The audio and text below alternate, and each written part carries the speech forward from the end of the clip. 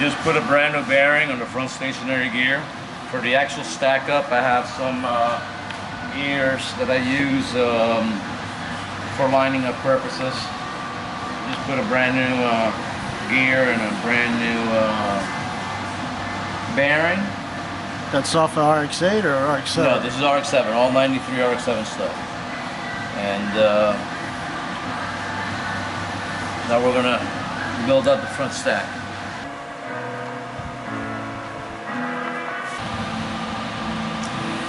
Magic part. This one makes it all come together. We've already stacked up the gear, the Torrington bearings, the spacer.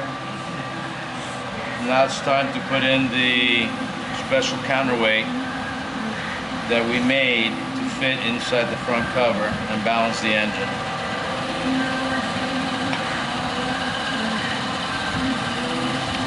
That's it. Now we put the oil pump, drive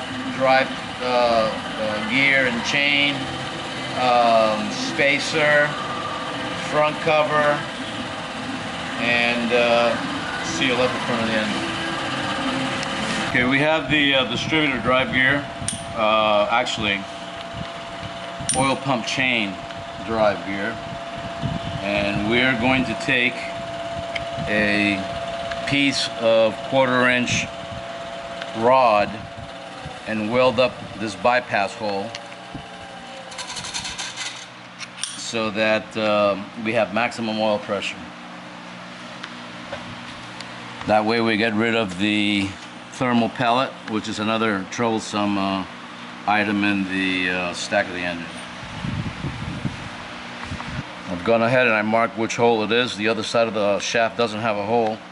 This is basically going to go in there, and we're going to weld it and prevent any loss of oil pressure.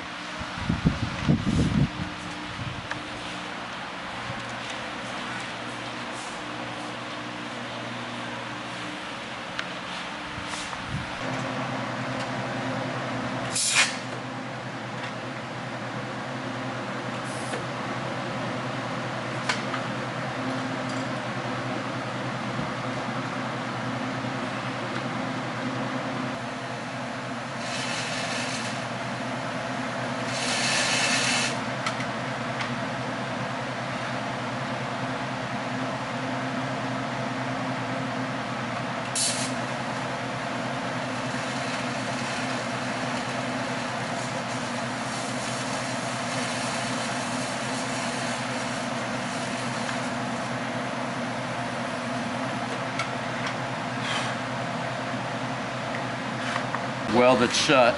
See, there's one on this side, but it lines up on the other side of the shaft. We can go ahead and assemble the oil pump drive chain and pump and continue with the front stack.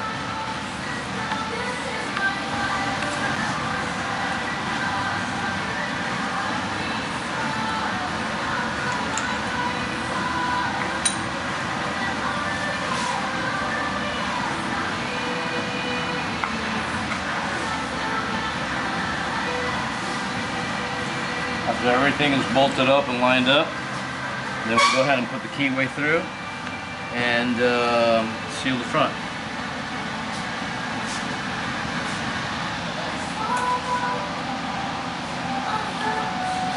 Rx7 3rd generation block. So everything is 3rd gen except for the front counterweight, which has been custom made. So the oil pump is 3rd gen. Everything except for the rotating assembly, which is actually low compression 2nd gen, but it's been balanced just like all our race engines to do the job for high boost. I mean, obviously we want this to be as long lasting as possible, and we're going to beat on it. So the engine has to be 100%.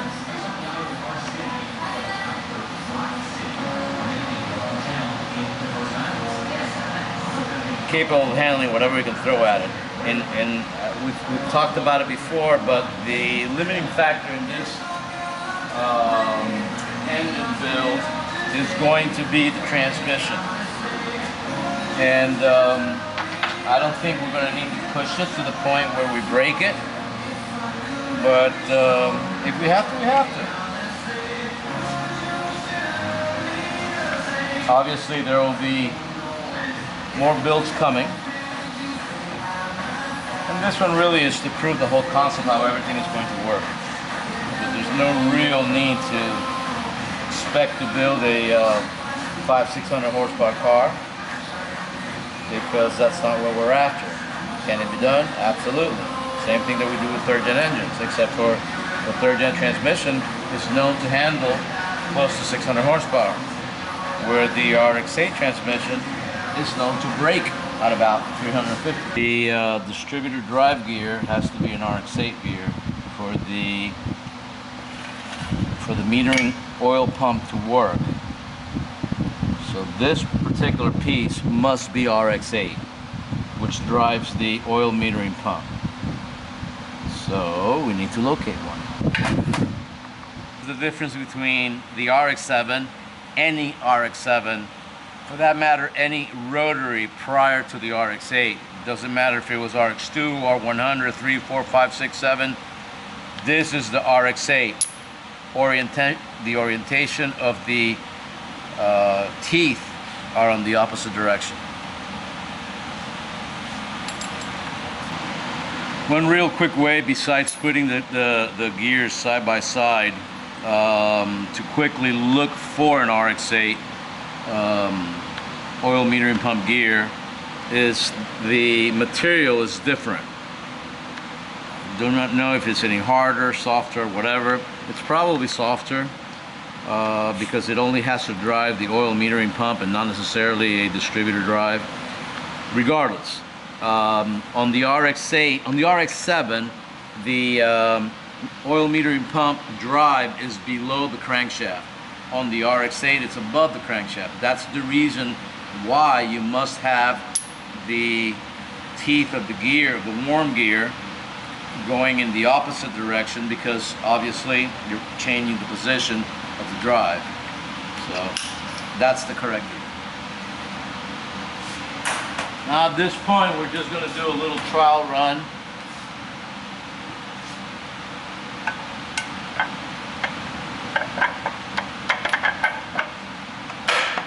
You can see right there where the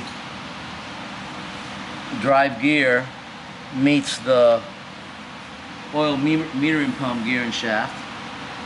So everything seems to be okay, and the oil pump is spinning flawlessly, no interruptions. And as we spin the oil pump, you can also see the shaft on the metering pump spinning too. So at this point we have no issues with anything binding. The next issue is going to be the height of the pulley setup. And just like I suspected, the RX8,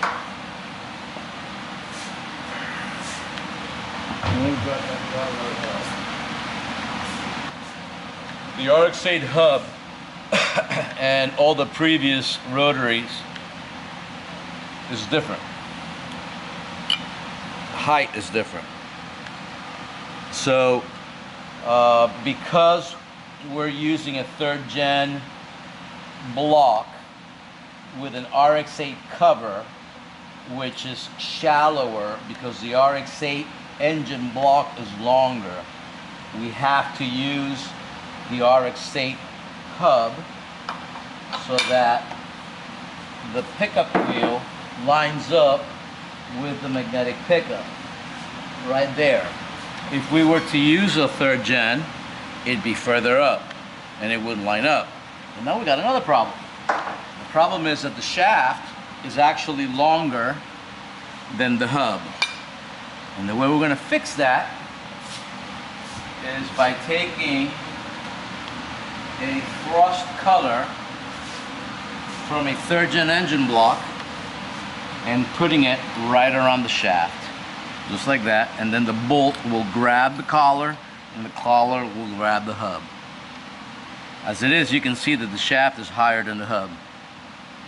So that would give it too much play and catastrophic failure. So by taking an OEM thrust collar that goes between the Torrington bearings that give the shaft its end play, we'll place it right here and tighten up on it. And it's the exact diameter we're looking for.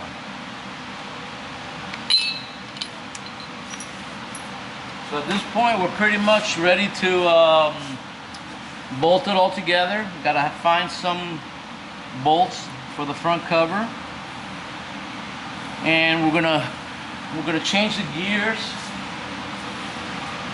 My business partner so graciously got some really pretty anodized pulleys, so we'll use those. Definitely deserving of the build. Although he should have gotten red instead of blue so that it matches the engine. But that's okay, we're only human. It might match the external paint of the car. There you go.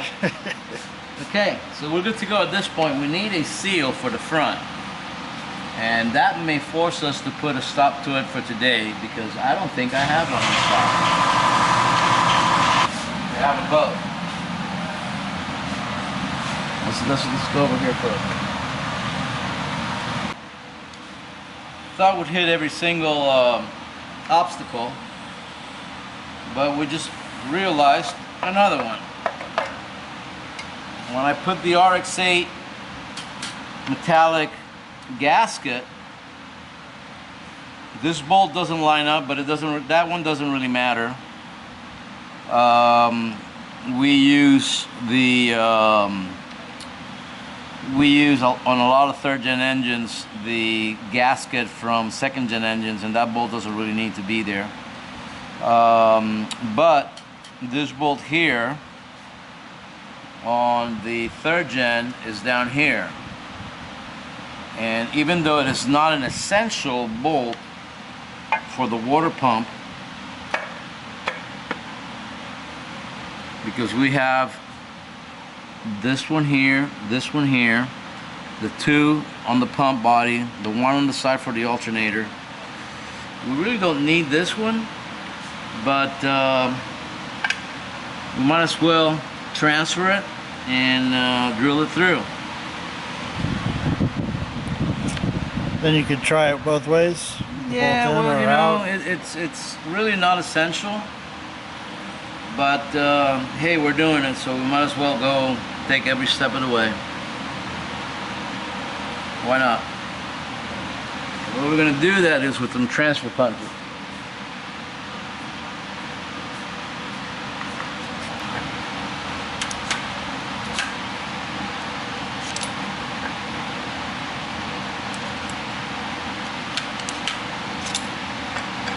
Okay.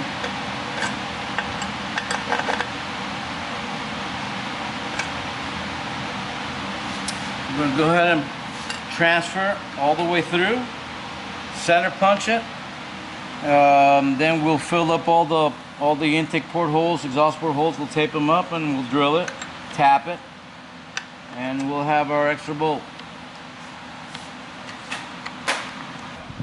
Just realized one more little issue.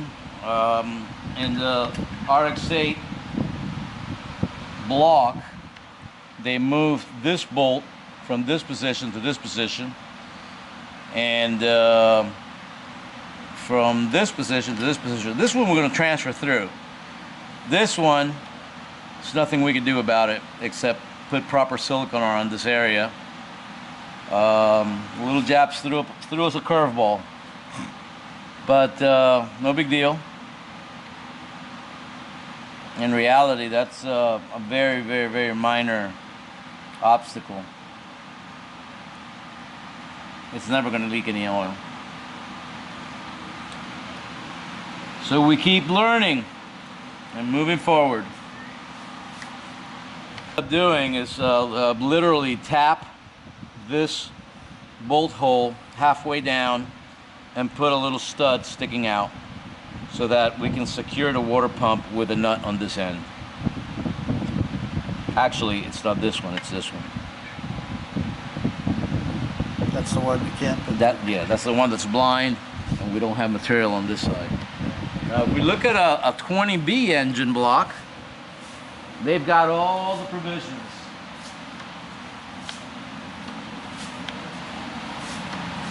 I've got a dry some cover here now, so I can't pull it off, but you can see right over here that they have both bolts already supplied with the front plate. But they don't even use that bolt here.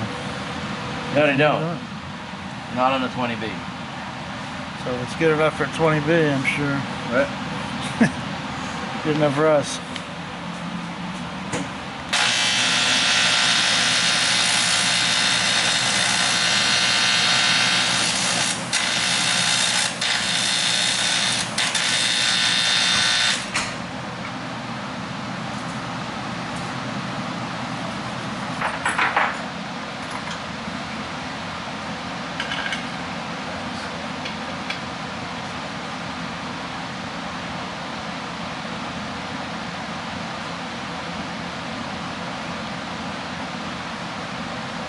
Yep.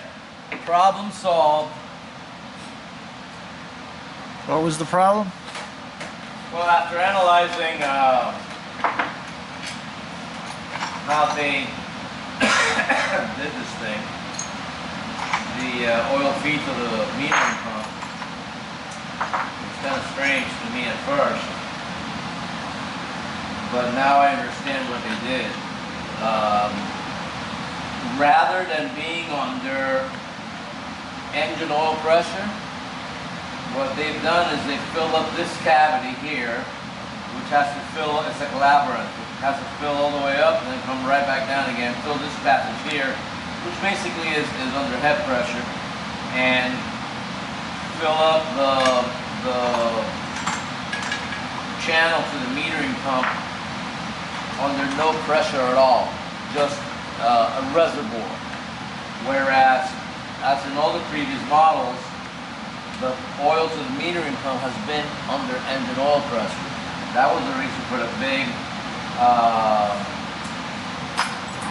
discharge hole here back to the sump, which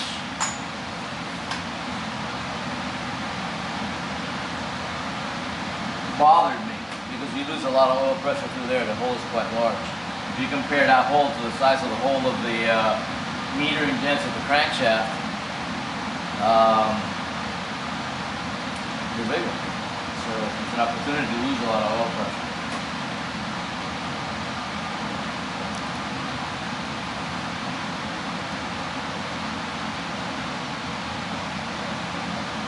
We may end up having way too much oil pressure, but that's easy to fix. All you got to do is put a metering orifice. It's when you don't have enough oil pressure that you have a problem.